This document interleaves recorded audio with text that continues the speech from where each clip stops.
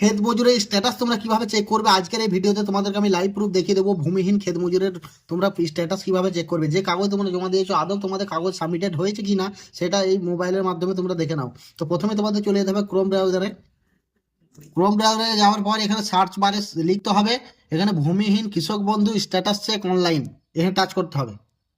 এখানে টাচ করার পর ভূমিহীন ক্ষেত মজুর দেখতে পাচ্ছি এখানে লেখা আছে স্পষ্টভাবে, ভূমিহীন ক্ষেত মজুরে টাচ করতে হবে। এরকম ইন্টারফেস আসবে দেখো, ফার্মার সার্চ। এখানে সার্চ বাই একনোলজি number, Aadhaar number, mobile number, তুমি কোনটি দিয়ে সার্চ করতে চাও। তোমার ফর্মের সাথে যে আধার নাম্বার দিয়েছো বা মোবাইল নাম্বার দিয়েছো সেই মোবাইল নাম্বার দিয়ে বা আধার নাম্বার দিয়ে এখানে সার্চ করতে পারো, যেটা সব থেকে সুবিধা মোবাইল নাম্বার, আমি সেটা দিয়ে সার্চ করছি।